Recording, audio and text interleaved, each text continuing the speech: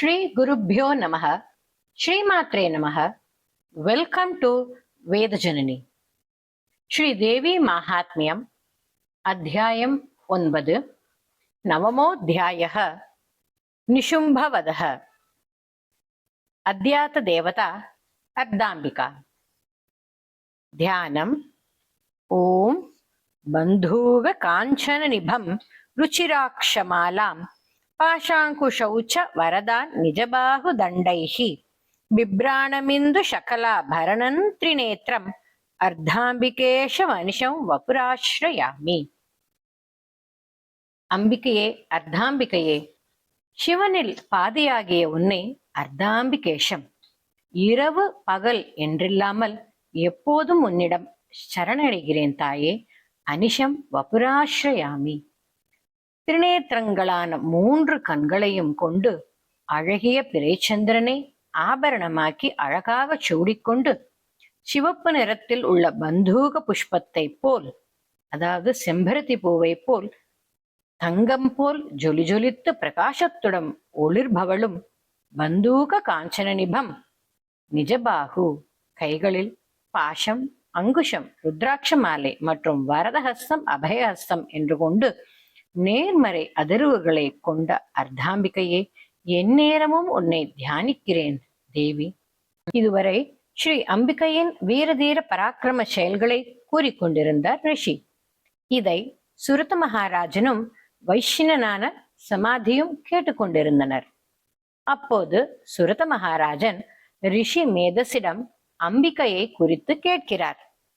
ஓம் ராஜோவாச்ச விசித்திரமிதமாக்கியாத்தம் பகவன் பவதா மம தேவ்யாச்சரித மாஹாத்மியன் ரக்தபீஜ வதாஸ்ருதம் பூயಶ್ಚೇಚಾಮ್ಯಹಂ ಶ್ರೋತುಂ ரக்தபீஜே நிபாதிதே சகார சும்போ யத்கர்ம நிசும்பச்சாதி கோபனஹ. ஓ மகரிஷியே, பகவானே, இரத்த பீஜர்களின் வதத்தை அடிப்படையாக கொண்டு தாங்கள் எங்களுக்கு இதுவரை தேவியின் செயல்களின் அற்புதங்களையும் மகத்துவங்களையும் வீர தீர செயல்களையும் கூறினீர்கள். மீண்டும் இரத்த பீஜர்களின் வீழ்ச்சியை தொடர்ந்து இரத்த பீஜே நிபாதித்தே, மிகவும் கோபம் அடைந்த அதி கோபன என்ன நடவடிக்கை எடுத்தார்கள்? சும்பனும் நிசும்பனும் அவர்கள் என்ன செய்தார்கள் என்பதை தங்களிடமிருந்து கேட்க விரும்புகிறேன் என்று சுரத்தன் முனிவர் மேதஸிடம் கேட்கிறார். ரிஷி மேதஸ் கதையை, அதாவது அம்பாளின் மகத்துவங்களை தொடர்ந்து சொல்ல ஆரம்பிக்கிறார். ரிஷிருவாச்ச சகார கோபம் அதுலம் ரக்தபீஜே நிபாதித்தே சும்பாசுரோ நிசும்பಶ್ಚ ஹதேஷ் வன்யேஷு சாஹவே மன்யமானம் மகாசைன்யம் விலோக்கியாமர்ஷமுத்வஹன் அபியதாவன் நிசும்போத முக்கியயாசுர சேனையா. ரக்தபீஜனின் அழிவு மற்றும் போரில் மற்ற அசுரர்களின் படுகொலையை தொடர்ந்து அசுரன் சும்பனும் நிசும்பனும் அளவிட முடியாத கட்டுக்கடங்காத கோபத்தை கொண்டனர். தன்னுடைய மகா சைன்யம் அழிக்கப்பட்டதை கண்ட நிசும்பன் தனது மிக முக்கியமான அசுர படைகளை திரட்டி கொண்டு அம்பிகையை நோக்கி முன்னோக்கி சென்றான். தஸ்யாக்ரதஸ்ததா பிருஷ்டே பார்ஷ்வயோஷ்ச மகாசுராக சந்தஷ்டௌஷ்டः புடா கிருத்தா ஹந்தும் தேவீமுபாயயுः ஆஜகாம மகாவீர்ய சும்போபி ஸ்வபலைர் விருத்தः நிஹந்தும் சண்டிகாம் கோபாத் கிருத்வா யுத்தம் து மாத்ருபிஹி. நிசும்பனின் முன்னும் பின்னும் இருபுறமும் வலிமைமிக்க அசுரர்கள் மிகுந்த கோபத்துடன் அவர்களின் உதடுகளை மடித்து கடித்து ஆத்திரத்துடன் சினம் கொண்டு தேவியை கொல்ல வந்து கொண்டிருந்தனர். மகாவீரனான சும்பன் தன் பெரும் படைகளுடன் அங்கு வந்து கொண்டிருந்தான். அவன் பிராமி தேவியுடன் ஒரு சிறிய போரில் வென்றுவிட்டு இப்போது கோபத்துடன் கௌஷிகியான சண்டிகையிடம் சண்டையிட வந்து சேர்ந்தான். ததோ யுத்தம் அதீவாசி தேவ்யா சும்ப நிசும்பயோஹோ சரவர்ஷமதீவோக்ரம் மேகயோரிவ வர்ஷது சிச்சேதாஷ்டான்ஷராத் ஸ்தாபியாம் சண்டிகா ஸ்வசரோத்கரைஹ தாடயாமாச சாங்கேஷு சஸ்திரௌகைர் அசுரேஸ்வரவ். இடியுடன் கூடிய 2 கனமழை மேகங்கள் மோதிக்கொண்டால் எப்படி மழை பெய்யுமோ அதுபோல் சும்ப நிசும்பர்கள் மற்றும் தேவிக்கும் இடையே அம்புகள் மழை போல் பொழிந்தன. சண்டிகை தேவியானவள் தன் அம்புகளால் சும்பன் மற்றும் நிசும்பனின் உடல் பாகங்களில் அம்புகளை தாக்கி துளைத்து கொண்டிருந்தாள். அதே சமயத்தில் எதிரிகளின் ஆயுதங்களையும் தன் ஆயுதத்தால் உடைத்தெறிந்தாள். நிசும்போ நிஷிதம் கட்கம் சர்ம சாதாய சுப்ரபம் அதாடயன் மூர்த்னி சிம்ஹன் தேவ்யா வாகனம் உத்தமம். தாடிதே வாகனே தேவி க்ஷுர பிரேணாசி முத்தமம் நிசும்பஸ்யாஷு சிச்சேத சர்ம சாப்பியஷ்ட சந்திரகம். நிசும்பன் தேவியின் மிகச் சிறந்த உத்தமம் சிறந்ததான சிம்ஹ வாகனத்தை அதன் தலையில் தனது வாழ் மற்றும் பிரகாசிக்கும் கேடயத்தை கொண்டு தலையில் தாக்கினான். அசுர மன்னன் நிசும்பனால் தேவியின் வாகனமான சிம்ஹம் தலையில் தாக்கப்பட்ட போது சண்டிகா தனது கூர்மையாக பிரகாசிக்கும் அம்புகளால் அவனின் சிறந்த வாளையும் மற்றும் சந்திர ரத்னங்களாலான கேடயத்தையும் விரைவாக உடைத்தாள். சர்ம அப்ய அஷ்ட சந்திரகம். சின்னே சர்மனி खड्गे च शक्तिं चिक्षेपसोऽसुरः तामप्यस्य द्विधा चक्रे चक्रेणाभिमुखागताम्. कोपाद्मातो निशुम्भोत शूलं जग्राह दानवः आयान्तं मुष्टिपातेन देवी तच्चाप्य சூர்ணயத். தேவி தன் கேடயத்தையும் வாளையும் அழித்ததை பார்த்த சும்பன் அமைதியற்று போனான். உடனே அந்த அசுரன் தேவியை நோக்கி தன்னுடைய சக்கராயுதத்தை ஏவினான். தன்னை நோக்கி அவன் சக்கரம் வருவதை கண்ட தேவி சக்ரா சக்கரேன அபிமுக ஆகதம். தன்னுடைய சக்கராயுதத்தால் அவனுடையதை 2ஆக உடைத்தெறிந்தாள். அவனுடைய சக்கரமும் உடைக்கப்பட்டது. மறுபடியும் கோபமும் இரட்டிப்பானது. இந்த தடவை சூலத்தை கைப்பற்றி தேவியின் மீது எய்தான் அசுரன். தேவி தனது முஷ்டியால் சூலத்தை அடித்து பொடி பொடியாக்கினாள். பிறகு அசுரனானவன் தன் கதையை கையில் எடுத்து அதை சுழற்றி பின் அம்பிகையான சண்டிகையை நோக்கி எறிந்தான். தேவியானவள் அவன் கதையை தன் சூலத்தால் பஸ்மமாக்கினாள். தத்தப்பரசு ஹசந்தம் ஆயாந்தம் தைத்திய புங்கவம் आहत्य देवी बाणौगैर् अपातयत भूतले. तस्मिन् निपतिते भूमौ निशुम्भे भीम विक्रमे प्रातर्यथीव संगृद्ध प्रययौ हन्तुमம்பிகாம்.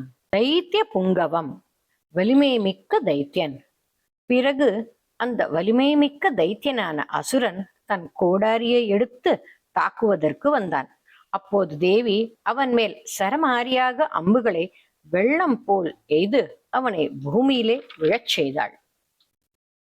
தன்னுடைய மிகவும் வலிமை மிக்க வீரம் பொருந்திய சகோதரன் கீழே விழுந்ததை அறிந்த சும்பன் சங்கிருத்த மிகவும் கோபமடைந்து அம்பிகையை கொல்ல அங்கு வந்து சேர்ந்தான். ஹந்தும் அம்பிகாம் பரையயௌ. அசுரன் சும்பன் தன் ரதத்தில் ஏறி தனது அனைத்து சிறந்த ஆயுதங்களையும் தனது ஈடு இணையற்ற அஷ்ட கரங்களில் ஏந்தியபடி ஆகாயம் அதாவது வானம் முழுவதும் நிரம்பி பிரகாசித்துக் கொண்டு பரவி இருந்தான். தன்னை நோக்கி சும்பாசுரன் வருவதை கண்ட சண்டிகை தேவி தன்னிடமிருந்த சங்கை எடுத்து ஊதுகிறாள் மற்றும் தன்னுடைய வில்லின் நாணிலிருந்து ஒலியை எழுப்பினாள். அந்த சப்தம் தாங்க முடியாததாக இருந்தது, செவிடாகும்படி இருந்தது. சங்கின் ஒலி, நாணின் ஒலி, மேலும் தேவி தன்னுடைய மணியை அடைத்து அனைத்து மண்டலத்தையும் ஒளியால் நிரப்பினாள். இந்த ஒலிகள் அனைத்தும் பலம் வலிமை இழக்கச் செய்து அசுரர்களை செயலிழக்க செய்தது. ததசிம்ஹோ மகாநாத தியாஜி தேப மகாமதைஹி பூரயாமாச ககனம் காந்ததைவ திசோ தசஹ. பிறகு தேவியின் வாகனமான சிம்ஹத்தின் கர்ஜனை அனைத்து திசைகளிலும் நிரப்பி வானம் பூமி அனைத்தையும் நிறைத்து மற்றும் எதிரிகளின் யானைகளை அந்த கர்ஜனையானது மதம் கொள்ளச் செய்தது. ததக்காளி சமுத்பத்திய ககனம் க்ஷ்மாம தாடயத்து கராபியாந்தன் நினாதேன பிராக்ஸ்வனாஸ்தே திரோஹிதாக. அட்டாட்டஹாசமசிவம் சிவதூதி சகாரஹ தைஷப்தைரசுராஸ்திரேஷு க்ஷும்ப கோபம் பரையயோ. பின்னர் காளிதேவி வானத்திற்கு எழும்பி பூமியை தன் இரு கைகளாலும் தாக்கினாள். அந்த சப்தமானது முந்தைய அனைத்து சப்தங்களை எல்லாம் முறியடித்து மேலோங்கியது. சிவதூதி தேவி தன் பங்கிற்கு போர்க்களத்தில் இறங்கினாள். அவள் மீண்டும் மீண்டும் அட்டாட்டஹாசம், ராட்சசதனமான சிரிப்பு சிரித்தாள். அச்சிரிப்பு அசுர வீரர்களுக்கு அபசகுணமாகவும் அச்சுறுத்துவது போலும். மேலும் அவர்கள் அந்த ஒலியால் பயந்து நடுங்கினார்கள். சும்பன் அதை பார்த்து மிகவும் கோபம் கொண்டான். துராத்மம் ஸ்திஷ்ட திஷ்டேதி வியாஜஹாராம்பிகா யதா ததா ஜேத்ய பிஹிதன் தேவைராகாஷ சம்ஸ்திதைஹி शुम्भेनागत्य या शक्तिर्मुक्ता ज्वालाति भीषणा आयान्ति वह्निकूडाभा सा निरस्ता மகோல்கயா. ஹே துராத்மாவான தீயவனே, நில் என்று அம்பிகை சப்தம் போட்டாள். அப்பொழுது ஆகாசத்தில் நின்று கொண்டிருந்த தேவர்கள் அனைவரும் தேவியை போற்றினர். ஜெய ஜெய, வெற்றி உண்டாகட்டும் என்று போற்றினார்கள். சும்பன் தன் சக்தி ஆயுதமான ஈட்டியை தேவி மீது ஏவினான். ஆனால் தேவி அம்பிகை வால் நட்சத்திரம் போன்ற ஆயுதம் ஒன்றை, நெருப்பு திரளை அவன் மீது விட்டு சும்பனின் ஆயுதத்தை முறியடித்தாள். ரிஷி சுரத மன்னனுக்கு கூறுகிறார், ஹே மன்னனே சுரதா, சும்பனின் சிம்மம் போன்ற கர்ஜனையானது 3 உலகங்களையும் விண்வெளியையும் அனைத்து இடங்களையும் வியாபித்திருந்தது. ஆனால் தேவியினுடைய பயங்கரமான இடிமுழக்கத்தால் அவன் சப்தம் கூட தோற்கடிக்கப்பட்டது. தேவி சிம்ஹநாதத்திற்கும் மேலாக கோரமாக இடிமுழக்கம் செய்தாள். லட்சக்கணக்கான அம்புகள் சதசோ சஹசிரஷக இருபுறமும், அதாவது அம்பிகையும் அசுரனும் எதிரெதிராக விட்ட உக்ரமான பானங்கள் அனைத்தும் துண்டு துண்டாக உடைந்தன. ततः चंडिका क्रुद्धा शूलेनाभिजगानतं स तथा बिहतो भूमौ मूर्छितो निपपातः. ततो निशुम्भः सम्प्राप्य चेतनामात कार्मुकः आजघान शरे देवीं कालीं केसरिनं तथा. पुनश्च कृत्वा बाहूनाम् आयुधं धनुजेश्वरः चक्रायुधेन दिदिजाश्चातयामास चंडिकाम्. இதன் பின் சண்டி தேவி உக்ரத்துடன் கோபத்தினால் தன் சூலத்தால் அவ்வசுரனை தாக்கினாள். அவனும் காயமடைந்து மூர்ச்சையாகி கீழே தரையில் விழுந்தான். மூர்ச்சித்தோ நிபபாத்தக. பிறகு நிசும்பன் சுய நினைவு பெற்று தன் கையில் வில்லை எடுத்தான். சண்டி தேவி, காளி மற்றும் சிம்ஹம் மீது அம்புகளை எய்தான். மீண்டும் நிசும்பனானவன் திதியின் வம்சத்தில் தோன்றியவனும் தானவர்களின் தலைவனுமான அந்த நிசும்பன் தனது கைகளை 10,000 ஆக்கி பாகுனாம் அயுதன் தனுஜேஸ்வரக, அவற்றில் சக்கராயுதங்களை ஏந்தி அவற்றை சண்டிகா தேவியின் மேல் விட்டு அவன் ஆயுதங்களால் சண்டிகையை மூடினான். ததோ பகவதி கிருத்தா துர்கா துர்கார்த்தி நாசினி சிச்சேததானி சக்ராணி ஸ்வசரை சாயகாம்ஸ்ச தான். ததோ நிசும்போ வேகேன கதாமாதாய சண்டிகாம் அபியதாவத வைஹந்தும் தைத்திய சேனா சமாவிருத்தக. அந்த துர்க்கையானவள் நமது துன்பங்களையும் துயரங்களையும் நாசம் செய்து போக்குபவளான அந்த துர்க்கை தேவி அந்த சக்கர குவியலிலிருந்து தன்னுடைய அம்புகளால் அந்த சக்கரங்களை உடைத்தெரித்தாள். பின்னர் நிசும்பன் தைத்தியர்களின் சேனையால் சூழப்பட்டு விரைவாக கதாயுதத்தை எடுத்துக்கொண்டு அம்பிகை சண்டிகையை கொல்ல விரைவாக வந்தான். ஆனால் சண்டிகா தேவி தனது வாளின் கூர்மையான முனையால் அவள் மீது விழுந்த கதையை உடைத்தாள். பின்னர் அவன் சூலத்தை எடுத்தான். தேவர்களை துன்புறுத்துவனான அந்த அசுரன் நிசும்பன் கையில் ஈட்டியுடன் வரும் சமயத்தில் சண்டிகை தனது சூலத்தை வேகமாக வீசி அவன் இதயத்தை துளைத்தாள். பின்னஸ்ய தஸ்ய சூலேன ஹிருதயான் நிஸ்ருதோ பரஹ மகாபலோ மகாவீரியஸ்திஷ்டேதி புருஷோ வதன். தஸ்ய நிஷ்கிராமதோ தேவி பிரஹஸ்ய ஸ்வனவத் ததஹ சிரश्चिच्छेद खड्गेन ததோசாவ பதத் புவி.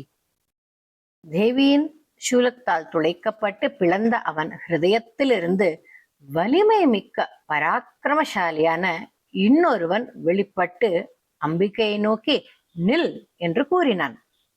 தேவி சத்தமாக சிரித்துக்கொண்டே தனது வாளால் வெளிப்பட்ட அவனது தலையை வெட்டினாள். அவன் தரையில் வீழ்ந்தான். ததசிம்ஹச்சகாதோக்ரன் தம்ஷ்ட்ராக்ஷுண்ண சிரோதரான் அசுராம்ஸ்ததா காளி சிவதூதி ததாபரான் கௌமாரி சக்தி நிர்பின்னாத் கேச்சின் நேஷுர் மகாசுராக பிரம்மாணி மந்திரபூதேன தோயே நான்யே நிராகிருதாக. பிறகு சிம்ஹமானது தனது கூர்மையான பற்களாலும் நகங்களாலும் அசுரர்களின் நசுக்கி தின்றது. அதேபோல் காளியும் சிவதூதியும் மற்ற அசுரர்களை சாப்பிட்டனர்.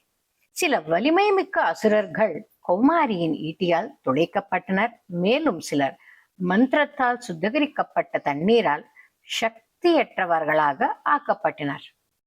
மாகேஸ்வரி திரிசூலேன பின்னாஃப் பேதுஸ்ததா பரே வாராஹி துண்டகாத்தேன கேச்சித் சூர்ணி கிருதா புவி கண்டம் கண்டஞ்ச சக்ரேண வைஷ்ணவ்யா தானவா கிருதாக வஜ்ரேன சைந்திரிய ஹஸ்தாக்ர விமுக்தேன ததா பரே.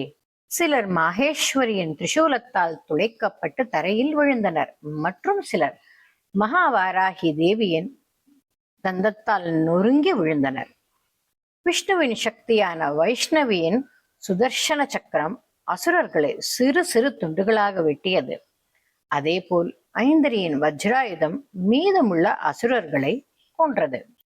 கேச்சித் வினேஷுரா கேச்சின்னஷ்ட மகாஹவாத் பக்ஷிதாஷ்சாபரே காளி சிவதூதி மிருகாதிபைஹி. சிலர் பயத்தால் விழுந்து இறந்தனர். சிலர் அந்த பெரும் போர் பூமியிலிருந்து ஓடிவிட்டனர். அதே நேரத்தில் மீதமுள்ள அசுரர்களை காளியும் சிவதூதியும் மற்றும் மிருகங்களின் அரசனான சிம்ஹமும் விழுங்கிவிட்டனர். இத்துடன் 9வது அத்தியாயம் முடிவுற்றது. இது ஸ்ரீ மார்க்கண்டேய புராணே சாவர்ணிகே மன்வந்தரே தேவி மாஹாத்மே நவமோऽध्यायः. I request you to subscribe to Veda Janani and hit a like and share with your family and friends.